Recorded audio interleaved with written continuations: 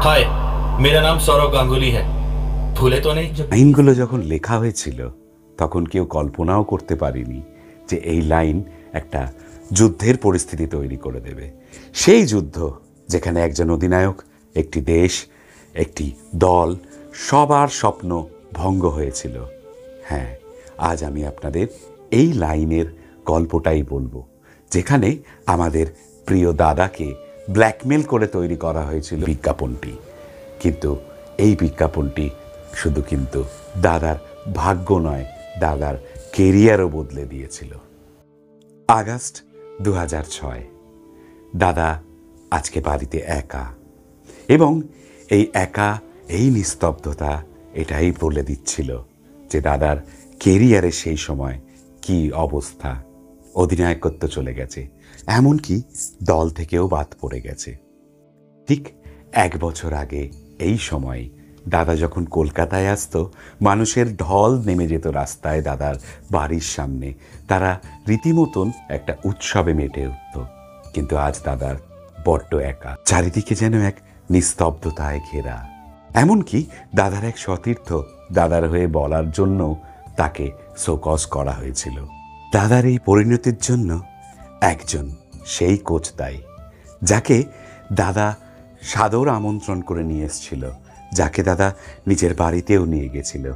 আর সেই কোচই দাদার এই করুণ অবস্থা করে দিয়েছিল।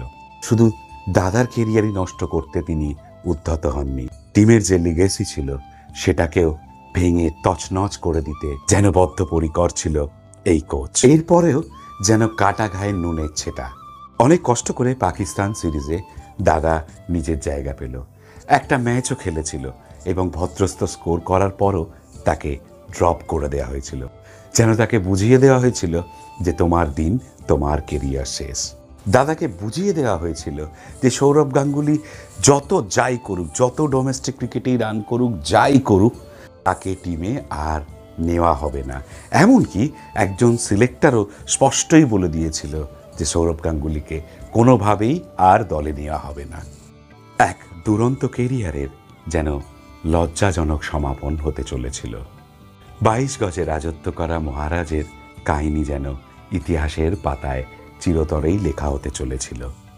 ঠিক এইরকম সময় দাদার কাছে একটি ফোন আসে, পেপসি ইন্ডিয়ার সিইওর ফোন। এমনই এক সিইও যে নিজেই যে কোনো সময় সেই কোম্পানি থেকে বরখাস্তের মুখে দাঁড়িয়েছিল। তার কারণ পেস্টিসাইড কন্ট্রোভার্সি। এর আগে 10 বছর ভারতের মার্কেটে পেপসি সামান্য একটা ছোট্ট ফর্মুলা ইউজ করে কোকোকোলা এবং থামস আপকে পেছনে ফেলে দিয়েছিল।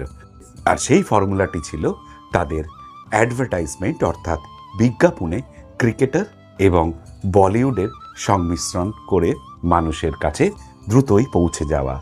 ওয়ে বাবলি ওয়ে হোক, অথবা দিল মাঙ্গেই মোর হোক, অথবা পাকিস্তানের বিরুদ্ধে ভারতীয় টিমের হাডল করার অ্যাড, যে কোনো অ্যাডেই কিন্তু পেপসির ব্যবহার করত ভারতীয় ক্রিকেটারদের এবং বলিউডের কিছু তারকাকে। সঠিক সময় সঠিকভাবে অ্যাড তৈরি করে পেপসি কিন্তু সত্যি সেই সময় আলোড়ন ফেলে দিয়েছিল।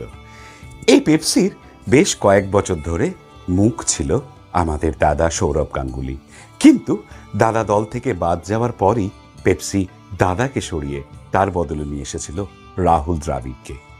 এইভাবেই পেপসি দিনের পর দিন জনপ্রিয়তারও শীর্ষে পৌঁছে যাচ্ছিল, যতদিন না এই পেস্টিসাইড কন্ট্রোভার্সি শুরু হয়।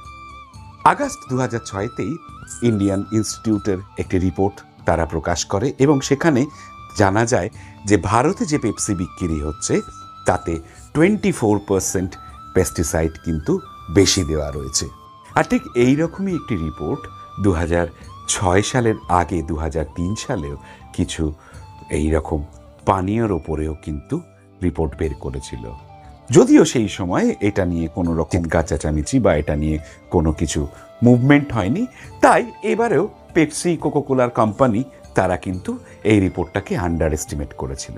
কিন্তু ঘটনা যেটা হয়েছিল সেটা হচ্ছে এই রিপোর্টকে কেন্দ্র করে নেতা মন্ত্রীরা, এবং এটা পরবর্তীতে রাজনৈতিক ইস্যু হয়ে যাওয়ার ফলে কিন্তু এটার প্রভাব বিরাটভাবে ভারতীয় মার্কেটে পড়েছিল। দিন দিন তাদের সেল অনেকটাই কমতে থাকছিল, যার ফলে এই পেপসি ইন্ডিয়া অর্থাৎ ভারতে যে পেপসির উৎপাদন সেইখানে কিন্তু বেশ চাপে পড়ে গেছিল ম্যানেজমেন্ট টিম। এত বড় একটা আন্তর্জাতিক কোম্পানি বন্ধ হওয়ার কোনো প্রশ্ন ছিল না, কিন্তু ভারতীয় ডিভিশনের ম্যানেজমেন্টের ওপরে বিশাল চাপ এসে গেছিল। তারাও ঠিক করলো যে কাউন্টার রিপোর্ট পেশ করা, তারা বিভিন্নভাবে প্রচার করতে থাকলো যে না, তাদের অত পেস্টিসাইড নেই, তাদের পানীয় যথেষ্টই স্বাস্থ্যকর। মানুষ কিন্তু সেটা শুনল না। মানুষের পেপসি কোকের ওপরে পড়ল বিরাট রাগ। তারা কিন্তু এটা গ্রহণ করা তো বন্ধই করে দিল। এছাড়াও যেখানে যে দোকানে পাওয়া যেত সেই সময় তারা কিন্তু বোতল টোতলও ভেঙে দেওয়া শুরু করলো, যার ফলে যত দিন যেতে লাগলো মার্কেটে কিন্তু পেপসির চাহিদা কমতে কমতে কমতে কমতে প্রায় তলানিতে ঠেকল। ভারতীয় ম্যানেজমেন্ট পড়ল এক বিরাট ফাঁপড়ে। তারা যে কোনোভাবেই এই পরিস্থিতি থেকে বেরিয়ে আসতে চাইছিল।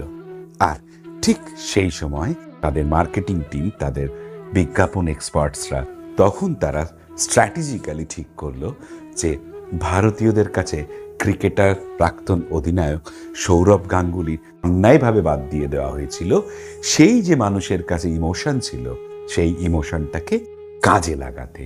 তাই ফোন করা হলো সৌরভকে, এবং এই যে প্রথমেই যে লাইনগুলো শুনলেন যে কি আমাকে চিনতে পারছো, সেই বিজ্ঞাপনটা দেওয়ার কিন্তু সৌরভকে প্রস্তাব দেওয়া হলো। সৌরভ ফোনে সবটা শুনে সঙ্গে সঙ্গে সেটাকে রিজেক্ট করেছিল। সৌরভ বলেছিল, বিজ্ঞাপনের স্বার্থে আমি মানুষের ইমোশন, মানুষের আবেগের সাথে কোনো রকম বঞ্চনা করতে পারবো না বলে সরাসরি সৌরভ গাঙ্গুলি তাদেরকে বলে দেয় যে এই অ্যাড তার পক্ষে, অর্থাৎ এই বিজ্ঞাপন তার পক্ষে করা অসম্ভব। এর কয়েকদিন পর সৌরভের কাছে লিগ্যাল নোটিশ এলো।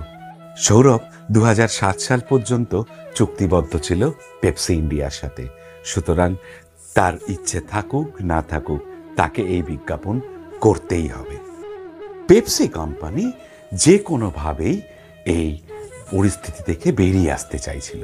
আর ঠিক সেই সময় তাদের মার্কেটিং টিম একটা স্ট্র্যাটেজি তৈরি করলো। ইমোশনকে জিততে হবে ইমোশন দিয়েই, অর্থাৎ আবেগকে জিততে হবে আবেগ দিয়েই। আর সেই স্ট্র্যাটেজির অঙ্গ কি হলো? সৌরভ গাঙ্গুলি, যাকে ঘিরে সেই সময় একটা বিরাট আবেগ জনতার মধ্যে ছিল। সৌরভ গাঙ্গুলিকে একটা ফাঁকা মাঠে বসিয়ে দাও, বসিয়ে সে তার সাথে হয়ে যাওয়া ঘটনাগুলো মানুষকে বলুক। এই আবেগ, এই ইমোশনকে আমাদের কাজে লাগাতে হবে। মার্কেটিং টিমের সোজা একটাই স্ট্র্যাটেজি ছিল, দাদাকে মাঠে বসিয়ে দাও, তার কথা বলে তার ইমোশনকে আমাদের প্রোডাক্টের সাথে জুড়ে দাও, তাহলেই হবে।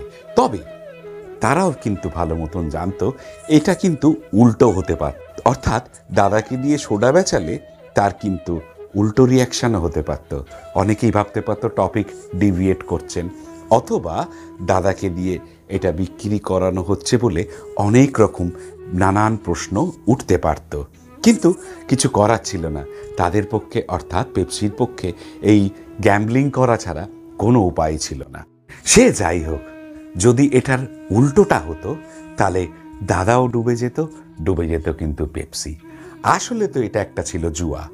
এই স্ট্র্যাটেজি ফাইনাল করার পরেই ফোনটা যায় দাদার কাছে। দাদাকে সিম্পলি বলা হয় যে দেখুন, আপনার সাথে যেটা হয়েছে সেটা আপনি পরিষ্কার ক্যামেরাতে সামনে এসে বলুন।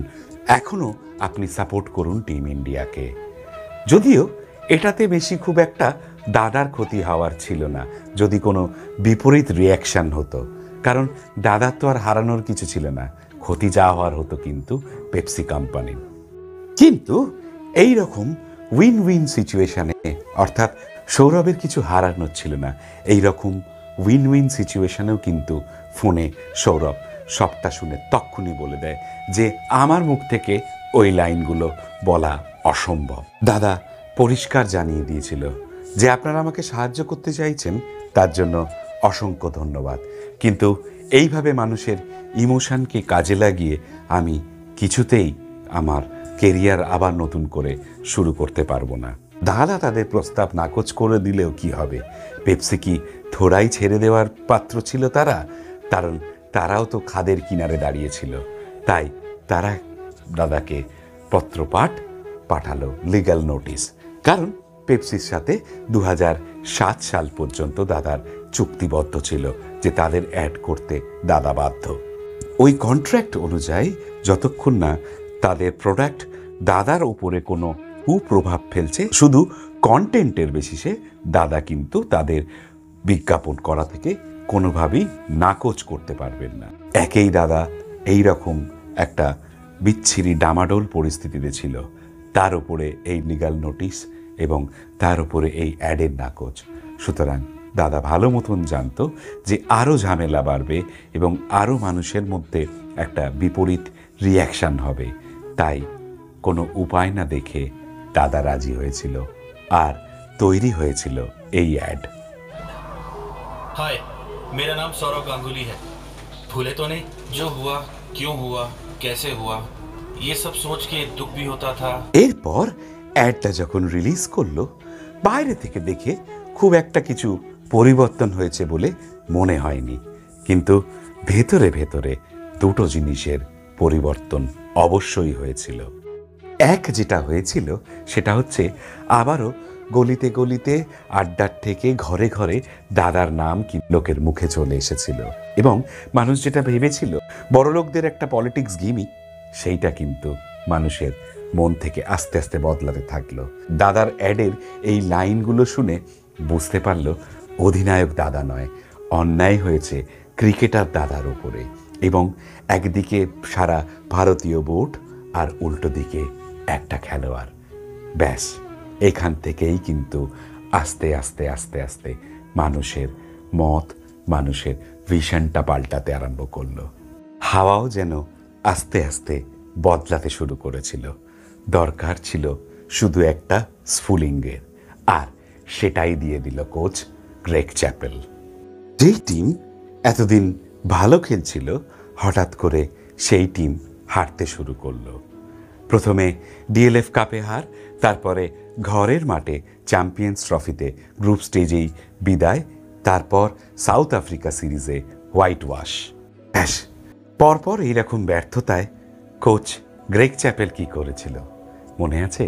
কোচ গ্রেগ চ্যাপেল নিজের ব্যর্থতার দায় শুধুমাত্র প্লেয়ারদের ওপরে চাপিয়ে দিল না। ঠিক সেই সময় কোচ গ্রেগ চ্যাপেলের মত অনুযায়ী পার্লামেন্টের সঙ্গে পাঙ্গা নেওয়ার সেটাই নাকি সঠিক সময় ছিল, এবং তিনি তাই করলেন। এই ব্যর্থতার দায় পার্লামেন্টের ঘাড়ে চাপিয়ে দিলেন। এমনি টিম গালাগালি খাচ্ছিল, তার উপরে কোচ গ্রেগ চ্যাপেল যেন আরও ঘি ঢেলে দিল। আর ব্যাস, এর পরিণাম যা হওয়ার ছিলই তাই।